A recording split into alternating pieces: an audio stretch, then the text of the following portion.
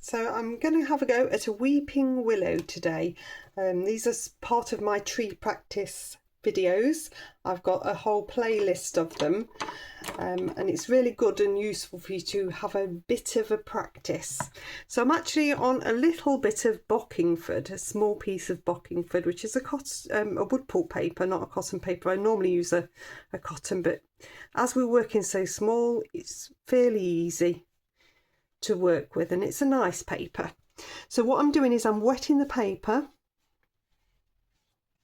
so I've got a nice even coat on. I'll talk you through the colours as I go. I'm going to use a round number 6. I just want to get some strokes on for foliage. So this is quite a bluey green, so I'm going to use a little bit of sap green. This is neat paint, and a tiny bit of cobalt blue into it. So there's very little extra water in here, and I want to focus on the shape and the brush action. I'm drawing with the brush to start to get these little bits of flow. So this is a very different tree, a weeping willow.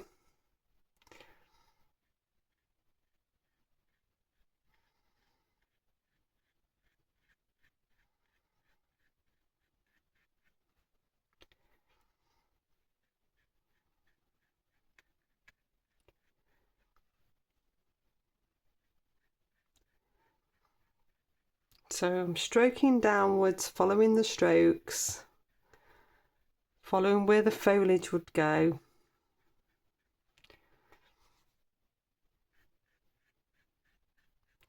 And this is going to give me a nice soft base. So there's very little water in this paint because I want it to stay put. It's a little bit more mixed up there. The more it stays put, the less I've got to do later.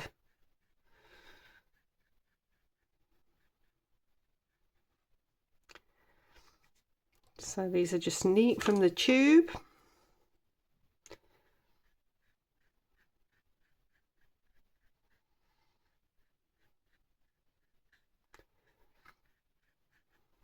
So with Bockingford, the wood pulp papers tend to dry a little bit quicker. So I can see now that the sheen is already going. So I'll go with this until I know that it's nearly dry, and then I will stop. So I've probably got less time than normal. But it still works as a good paper.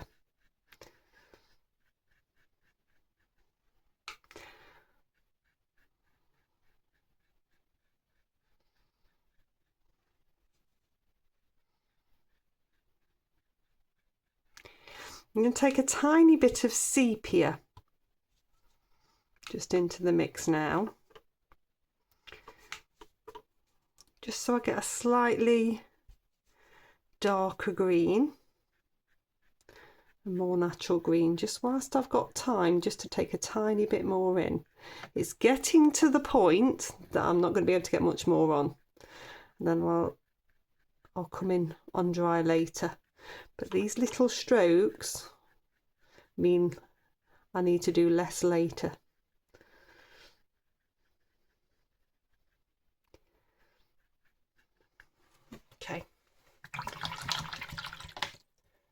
Okay, so I'll dry that one off with the hairdryer. Okay, so that's nicely dry.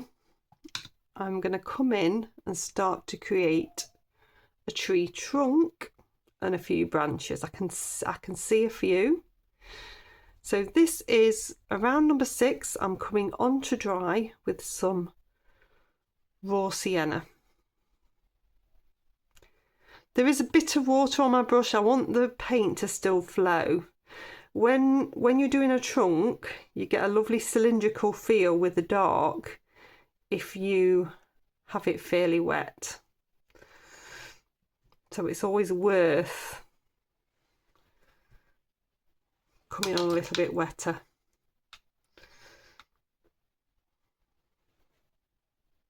You can see this is a sepia going in now.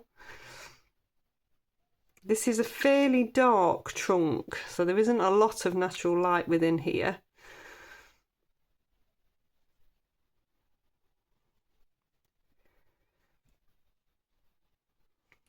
But just keeping that tiny little bit gives it more three-dimensional feel.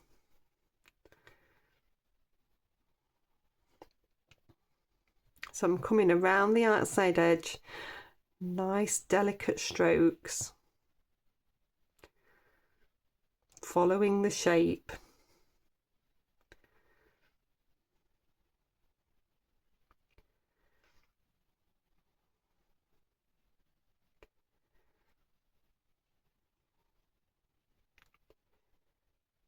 Picking out little bits of the trunk further up. It doesn't just disappear, it's still within there. It's just masked by a lot more of the foliage.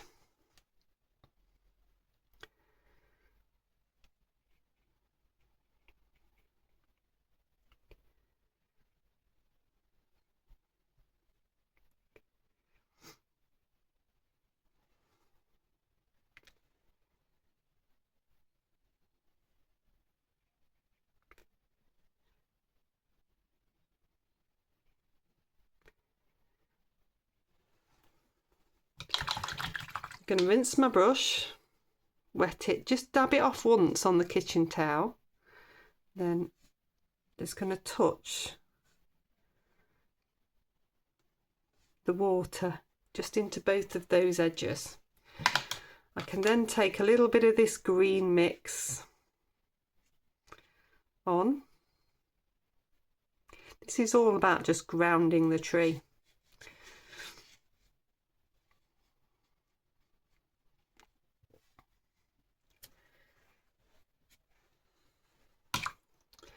And just dab off and take a little bit more of the sepia and choose to pop a bit of shadow in.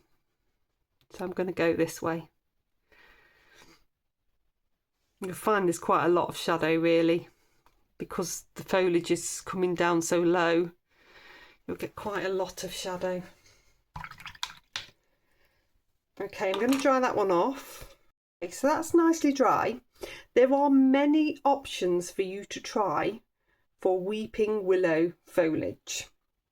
So the most, I would say the most common one is a fan brush. So if I just mix up a colour,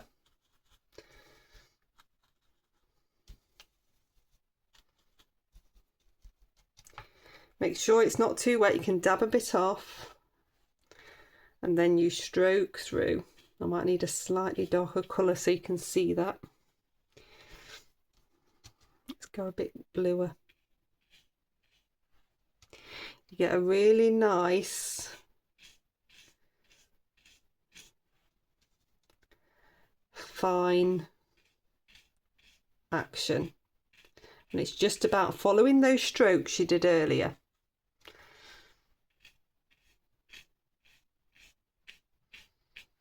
You can do it with a stippling brush,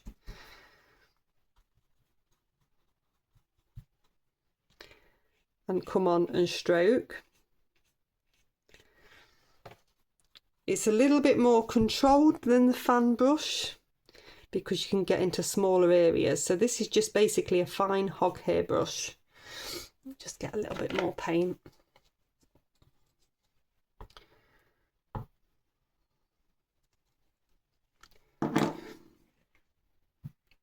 With all of these methods, you've got to make sure the paint doesn't get too wet.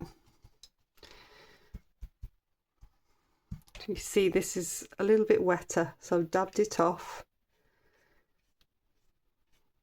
You see that building up. The other option is a natural sponge. So with a natural sponge you can take a small section of it. This is dry, and then stroke on. So you're taking a tiny bit of the paint onto a dry sponge and stroking on. If it gets too wet, it will get blobby. So that's several different ways there to show you. You could even try, we got this here, a feather. So something like a feather would work if you wanted to. We'll have a go. Stroke on with the feather. So even that would work to create this brush action. It's about finding the one that you like the best, or using a combination of all of them.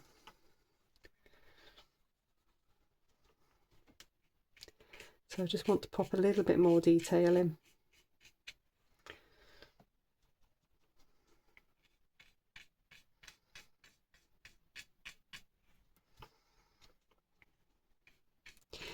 This is a hog hair fan brush.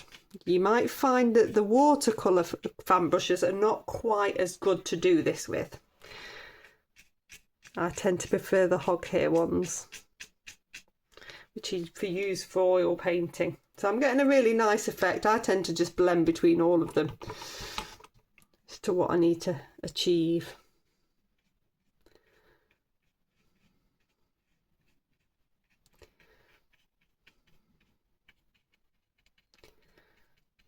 I'm going to make this a little bit darker now. So that's a dab of sepia going in there.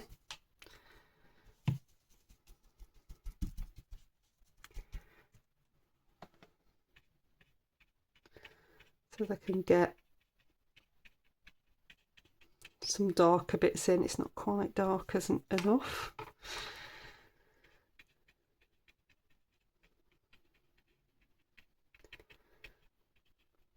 So this is the thicker dabbing, just to get these dark patches in.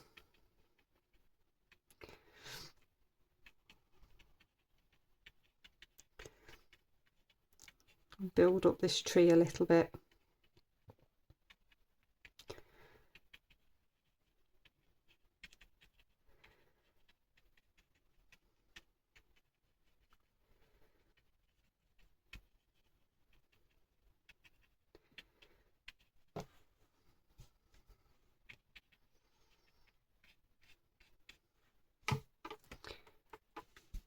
A little bit more.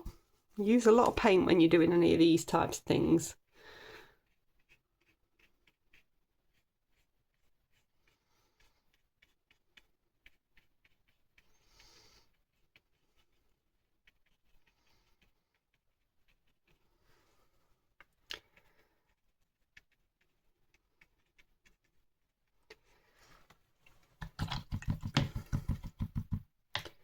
So I've got a really nice base there now.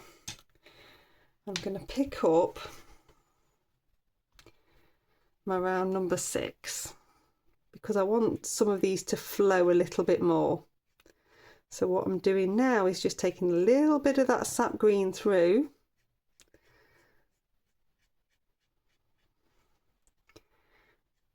and just creating a little bit more of that brush flow.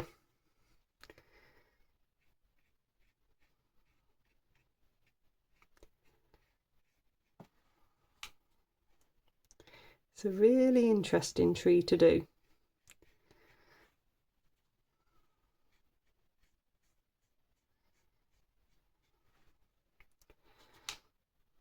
Some nice delicate strokes at the bottom.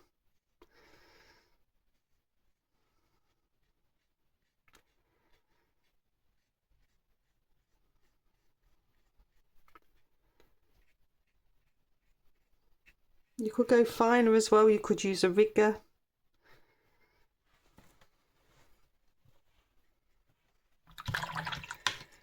Okay, I'm going to dry that one off. Okay, so that's nicely dried. The last thing that I'm going to do is I've just squirted out some Chinese white and I'm going to take a little bit of sap green into it. So this tree has got a lot of light strokes within it, and I'm just going to get some of those over the top. So the Chinese white comes in useful for doing that. So I've got a very, very light mix now. I can just bring a few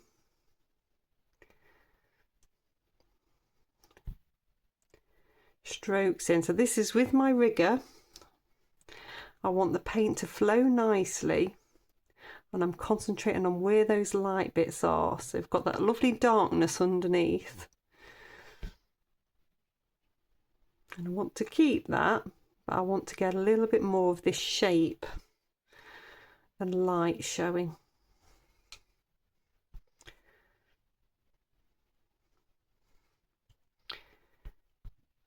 It's a very different tree to approach. I can't say that I've ever done a weeping willow, apart from once in the Cotswolds when I was plein air painting and it rained on it, so it weeped itself.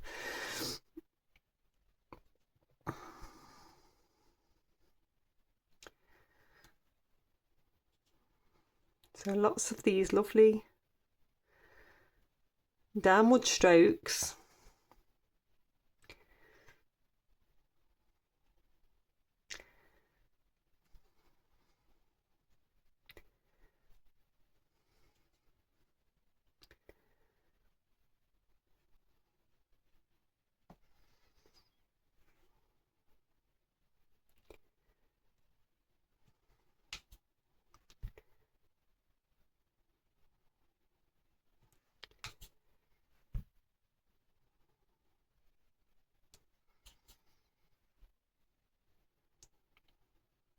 There's a lot of depth within the tree, and so to get that you've got to do these layers. You needed that additional dark to make it work, and now you need this additional light over the top.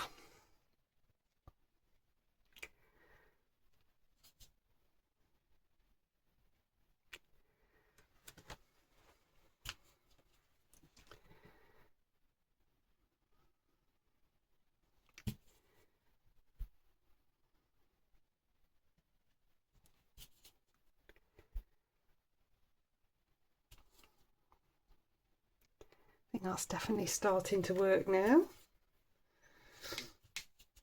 I'm going to add a tiny bit of this yellow. This is cadmium yellow that's on my palette.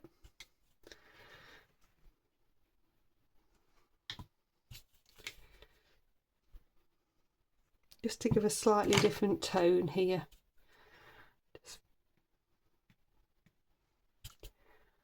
There isn't much more that I need to do.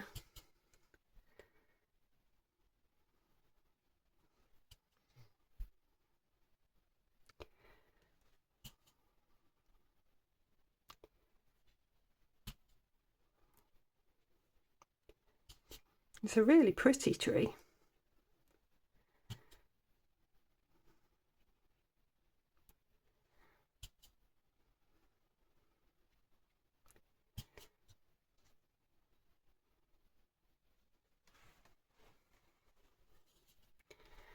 Definitely worth the effort.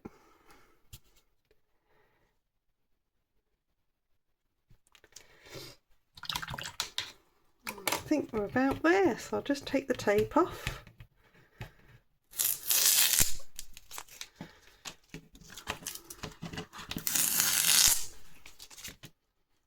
There we go, we've got a lovely weeping willow. If you want to have a go at any more of my tree practice videos, I'll pop a playlist here, and I shall see you next time.